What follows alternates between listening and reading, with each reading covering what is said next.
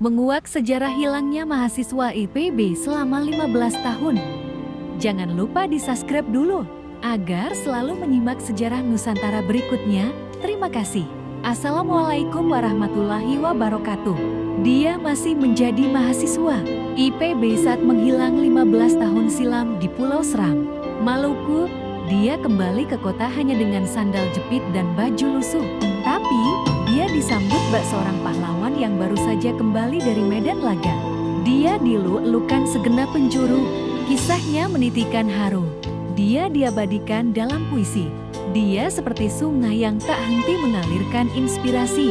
Hari itu, 22 September tahun 1979 di Hotel Salak, Bogor. Lelaki berkulit legam itu dikelilingi teman-temannya. Dia hanya mengenakan sandal jepit. Temannya membawakan sepatu dan jas untuknya. Dia menolak memakainya. Namun, temannya bersikeras. Lelaki itu, Muhammad Kasim Arifin, serupa anak yang hilang. Dia yang lahir di Langsa, Aceh, 18 April tahun 1938 itu adalah mahasiswa yang kembali setelah 15 tahun silam. Teman-temannya sudah lama sarjana dan banyak yang sudah menjadi pejabat. Kasim hanya seorang petani yang bersahaja, tapi dia justru jauh menjulang namanya dibandingkan semua orang. Tahun 1964, dia hanya seorang mahasiswa biasa yang mengikuti program pengerahan mahasiswa, yang sekarang bernama Kuliah Kerja Nyata. Di masa itu, mahasiswa harus siap ditempatkan di pelosok negeri. Kasim mendapat lokasi di Waimitau, Pulau Seram, Maluku. Dia pun mendatangi daerah terpencil itu sebab didorong hasrat untuk membumikan semua pengetahuannya.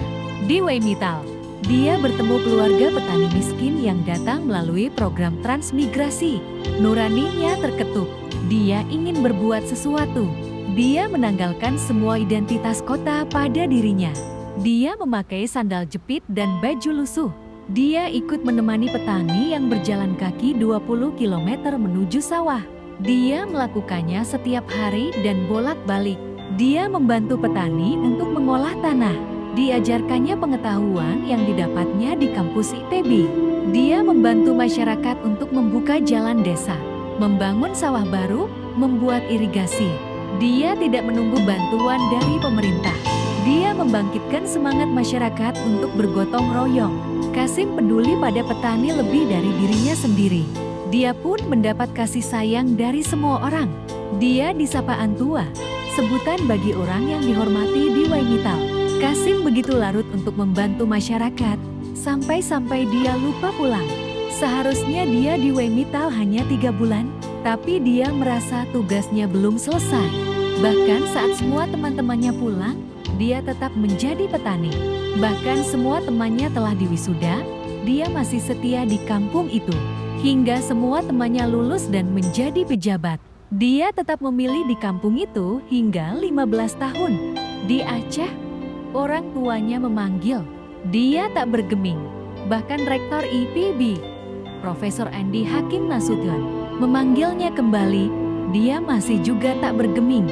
Tak kurang akal, Rektor IPB lalu mengutus Saleh Widodo, seorang teman kuliah Asib, untuk menjemputnya di sana. Dengan berat hati, Kasim bersedia ke Jakarta, lalu Bogor, hanya dengan sandal jepit dan baju lusuh. Kampus memanggilnya untuk menyelesaikan studi. Kasim sejatinya tak butuh gelar akademik, tapi dia tak kuasa menolak permintaan teman-temannya. Dia mengaku tidak sanggup membuat skripsi. Teman-temannya berinisiatif untuk merekam kisahnya di Waimitau, untuk diajukan sebagai skripsi. Dia bercerita selama 28 jam. Temannya mencatat cerita itu dengan mata basah. Semua terharu. Kasim adalah potret manusia yang melampaui dirinya. Dia bukan seperti kebanyakan orang yang hanya berpikir untuk kuliah lalu bekerja, mengumpul harta, kemudian hidup bahagia. Dia menemukan bahagianya dengan cara lain. Saat dia melihat petani tersenyum, hatinya mekar. Selagi senyum itu belum hadir, dia akan menganggap tugasnya jauh dari kata selesai. Dia lebur bersama masyarakat. Mulanya dia datang sebagai Kasim, mahasiswa IPB yang penuh pengetahuan. Setelah 15 tahun, Dia menjadi bagian dari masyarakat. Dia tak lagi ingin sesegera mungkin lulus, kemudian menyandang toga dan bekerja di instansi pemerintahan. Dia ingin membantu semua petani untuk sejahtera melalui tindakan memuliakan bumi, menghargai lumpur, lalu mengolah tanah-tanah pertanian. Dia mencintai tunas yang tumbuh lalu mekar jati tanaman. Hari itu, Qasim memasuki gedung IPB untuk wisuda. Mulanya dia ragu-ragu dan takut melihat banyak orang berdatangan. Semalaman dia tak bisa tidur di Hotel Salak karena pendingin udara dan suara bising di jalanan. Di acara wisuda, dia ingin duduk di kursi belakang. Namun begitu dia datang, semua orang berdiri dan bertepuk tangan. Dedikasinya membuat banyak orang merinding. Dia adalah insinyur pertanian paling istimewa, paling menyentuh hati, dan paling menjulang dibandingkan yang lain. Lelaki muda itu tetap Qasim yang bersahaja. Bahkan setelah wisuda pun, dia kembali ke Wemital demi meneruskan kerja-kerjanya. Setelah beberapa waktu, barulah dia menerima pinangan Universitas Siak Kuala, Aceh, untuk menjadi dosen di sana hingga pensiun pada tahun ke-1994 di Wemital. Namanya selalu harum. Bahkan diabadikan menjadi nama jalan. Di tahun 1982, Qasim mendapatkan penghargaan Kalpataru dari pemerintah untuk jasa-jasanya membangun masyarakat desa dengan wawasan lingkungan hidup.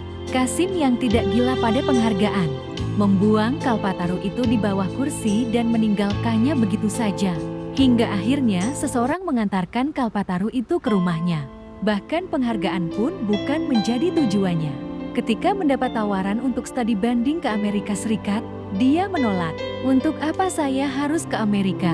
Ya, dia selalu menjadi Qasim yang menginspirasi. Kisah hidupnya ditulis ke dalam buku berjudul Seorang Lelaki dari Wemital yang ditulis Han Rambe di tahun 1983 dan diterbitkan Sinar Harapan. Selesai pensiun, dia tetap di Aceh dan menjadi aktivis lingkungan. Di masa kini, betapa sulitnya menemukan anak muda yang masih idealis seperti dirinya. Anak muda hari ini berlomba-lomba untuk masuk dunia bisnis, mengumpulkan uang sebanyak-banyaknya, lalu masuk ke lingkaran istana, entah sebagai staf milenial atau sebagai staf menteri. Bahkan para akademisi muda bermimpi jadi dirjen, staf khusus menteri, atau jadi pejabat di BUMN. Qasim adalah oase yang serupa mata air, selalu menjadi telaga inspirasi yang tak mengering. Saat dia diwisuda di tahun 1979, salah seorang rekannya penyair Taufik Ismail menulis puisi yang mengharukan tentang Qasim. Salah satu baitnya berbunyi, "Dari pulau itu, dia telah pulang. Dia yang dikabarkan hilang 15 tahun lamanya." Di Wemital, Qasim mencetak harapan. Di kota kita, mencetak keluhan. Aku jati ingat masa kita di Plonko 20 tahun lalu. Dan kemarin, di tepi kali Ciliwung aku berkaca. Kulihat mukaku yang keruh dan leherku yang berdasi. Kuludahi bayanganku di air itu, karena rasa maluku. Ketika aku mengingatmu, Sim, di Wemital engkau mencetak harapan. Di kota kami, padahal awan yang tergantung di atas Wemital adalah awan yang tergantung di atas kota juga. Kau kini telah pulang. Kami memelukmu. Sumber Sejarah Nusantara. Demikianlah sejarah Nusantara kali ini. Dan nantikan sejarah berikutnya. Terima kasih. Wassalamualaikum warahmatullahi wabarakatuh.